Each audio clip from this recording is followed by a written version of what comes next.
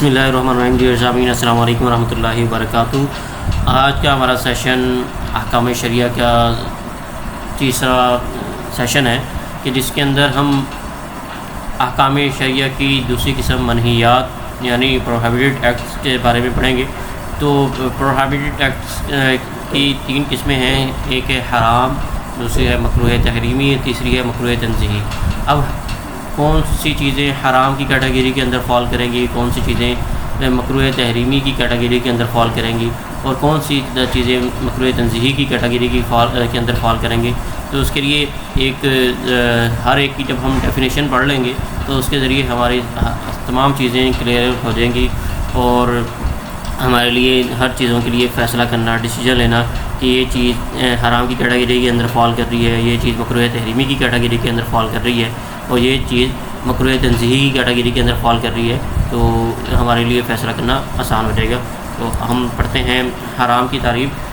حرام یہ فرض کا مقابل ہے کہ یعنی ہر وہ کام جس سے بچنے اور پرہیز کرنے کی قرآن و حدیث میں سخت تاکید کی گئی ہو، اور اس کی دلیل کے اندر یعنی اس کے ثبوت کے اندر کوئی شبہ نہ ہو۔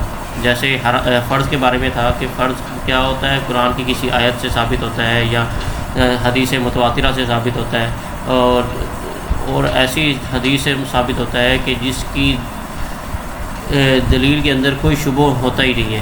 تو اسی طرح حرام بھی فرض کا مقابل ہے۔ تو یہ جو حرام ہوگا کام وہ قرآن کی کسی آیت سے کے اندر سے ہوگا کہ اللہ تعالیٰ نے صاف طور پہ منع کیا ہوگا، یا نبی کریم حضور اقدس صلی اللہ علیہ وسلم نے صاف طور پر منع کیا ہوگا، جیسے شراب ہے۔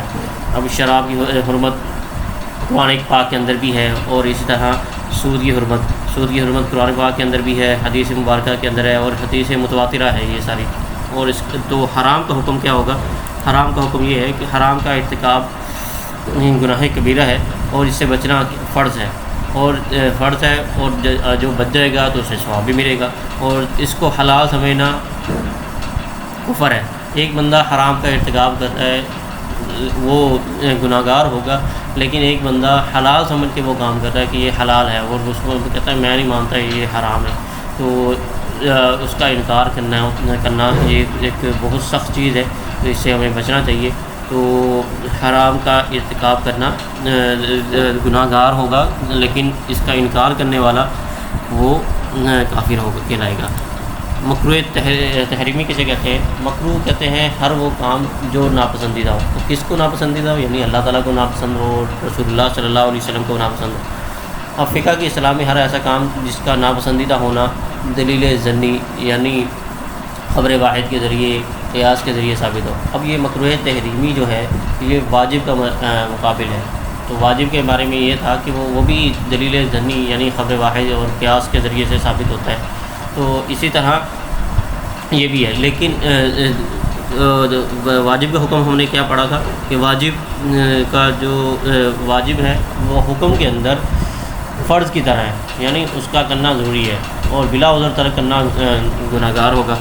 اس طرح مکروہ تحریمی کا حکم یہ ہے کہ اس کو عام طور پر ناجائز کام سے تعبیر کیا جاتا ہے۔ ہم دیکھتے ہیں کہ کوئی بھی ہم کسی دارالفتاء سے فتویٰ لے لیتے ہیں یا کسی بھی چیز کے بارے میں پوچھتے ہیں، تو لوگ ہمیں یہ بتاتے ہیں کہ یہ کام ناجائز ہے، تو اس کا مطلب یہ ہوتا ہے کہ یہ کام مکروہ تحریمی ہے، اس کا ارتکاب کرنا گناہ ہے، اور اس کو نہ ماننا باعث گمراہی ہے۔ کہ ایک بندہ کہتا ہے کہ میں نہیں مانتا مکروہ تحریمی کو، تو اس کا منکر کافر نہیں کہلائے گا، بلکہ یہ گمراہ کہلائے گا۔ ہم پڑھتے ہیں مکروہ تنزیہی کے بارے میں۔ مکروہ تنزیہی جس کام کا کرنا شریعت میں پسندیدہ نہیں ہے، مگر نہ اس حد تک کہ اس پر کوئی عذاب کی وعید آئی ہو، بس شریعت کہتی ہے کہ یہ کام پسندیدہ نہیں ہے، جیسے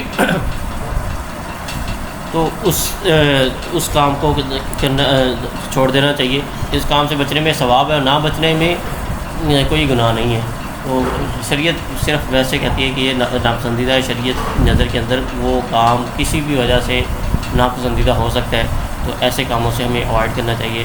تو ڈیئر سامعین، اگر ہم اس پورے سیشن کو سمرائز کریں تو اس تین چیزیں پڑھی ہیں ہم نے کہ منہیات پروہیبٹڈ ایکٹس جو ہے وہ 3 چیزیں ہیں، ایک ہے حرام، ایک ہے مکروہ تحریمی اور ایک ہے مکروہ تنزیہی۔ جب ہم اس سیشن کو اچھی طریقے سے سن لیں گے اور اس سیشن کے اوپر جب ہم غور و فکر کریں گے تو ہمارے سامنے ساری چیزیں بالکل کلیئر ہو جائیں گی، تو کہ کون سی چیز حرام کی کیٹیگری کے اندر فال کرے گی، کون سی چیز مکروہ تحریمی کی کیٹیگری کے اندر فال کرے گی اور کون سی چیز مکروہ تنزیہی کی کیٹیگری کے اندر فال کرے گی۔ کہ بعض امور جن کے بارے میں یہ کہا جاتا ہے یہ حرام ہے، تو حرام کا مطلب یہ ہے کہ وہ قرآن پاک کی کسی آیت سے ثابت ہوگا یا حدیث متواترہ سے ثابت ہوگا یا حدیث مشہور سے ثابت ہوگا، تو وہ مطلب بہت ساری حدیثوں سے ثابت ہوگا، تو ایسی چیز حرام کہلائے گی، حرام کی کیٹیگری کے اندر فال کرے گی۔ اور اگر ایسی چیز نہیں ہے، مطلب وہ قرآن پاک کی کسی آیت کے اندر بھی اس کو حرام قرار نہیں دیا گیا، حدیث کے اندر بھی اس کو حرام قرار نہیں دیا گیا، تو صراحتاً منع نہیں کیا گیا، وہ حدیث متواترہ نہیں ہے، تو اب وہ کس کے اندر کیٹیگری کے اندر فال کرے گی؟ مکروہ تحریمی کی کیٹیگری کے اندر فال کرے گی۔ مکروہ تحریمی یا وہ حدیث خبر واحد ہوگی یا قیاس کے ذریعے ثابت کیا گیا ہوگا، تو وہ اگر وہ خبر واحد اور قیاس کے ذریعے سے ثابت کیا گیا ہوگا تو وہ مکروہ تحریمی کہلائے گی، اور مکروہ تحریمی واجب کا مقابل ہے، تو اس سے بھی بچنا کیا ہے، ضروری ہے۔ تو اور اس کے علاوہ مکروہ تنزیہی کے بارے میں پڑھ لیا کہ کون سی چیز مکروہ تنزیہی کیٹیگری کے اندر فال کرے گی۔ انشاءاللہ نیکسٹ سیشنز کے اندر ہم فقہ کی اصطلاحات کو پڑھتے رہیں گے، اور اتنی فقہ کو ہم حاصل ضرور کریں گے کہ جس کے بارے میں ہمارے لیے علم حاصل کرنا فرض عین ہے، اور فرض عین کا مطلب یہ ہے کہ علم حاصل کیے بغیر اس کے سے کوئی گزارا نہیں ہے۔ جیسے کہ ہم نے فرض کی 2 قسمیں پڑھی تھی کہ ایک ہوتا ہے فرض عین اور ایک ہوتا ہے فرض کفایہ۔ فرض عین وہ حکم ہوتا ہے کہ جو سب کی طرف متوجہ ہوتا ہے اور سب کو کرنا لازم ہوتا ہے۔ اگر کوئی ایک کر لے یا 5-7 لوگ کر لیں تو باقی لوگوں سے وہ ذمہ داری پوری نہیں ہوتی، بلکہ سب لوگوں کے لیے علیحدہ طور پر اس کی ذمہ داری ہوتی ہے۔